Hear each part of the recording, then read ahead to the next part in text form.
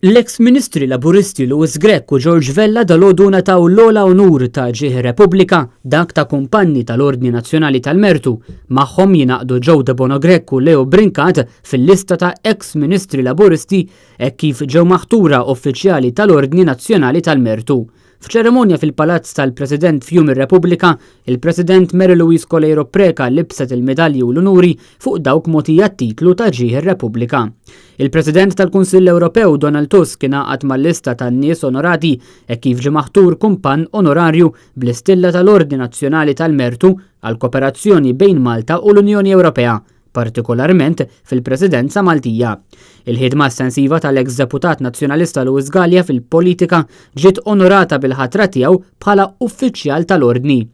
Il-Konslu Onorarju Malti fil-Bulgarija Borislav Tsekov Bojanov u l-eks l-Ambaxxatur Palestinjan f'Malta Ġubran Tawil ingħataw it-titlu ta' uffiċjali onorari tal-kontribut tagħhom fit-tisħiħ tal-kooperazzjoni bilaterali.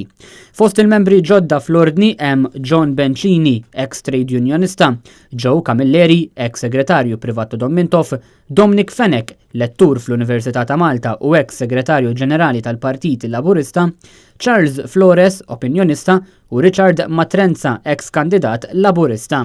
Fost in-nies li ingħataw il-medalja għal qadi tar-Repubblika hemm Godfrey Grima, opinjonista, Salvo Vella, residenti f'Kemuna, Joe Attard, ex-sindku ta' Żejtun, Anna Kalleja, direttur tal-Kumitat Olimpiku Speċjali f'Malta, u l-professur Charles Zammit li hu surmast.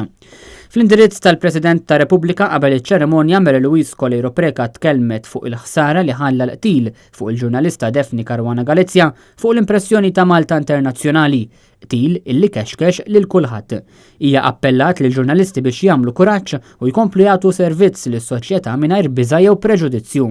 Fost il-ħsibijiet u tħassib li esprimiet fid-diskors tagħha, il-President kellmet ukoll fuq il-pjaga ta' droga f'Malta, partikolarment b'appell indirett fuq leġiżlazzjoni riċerkata u studjata għad-dekriminalizzazzjoni tal-kannabis.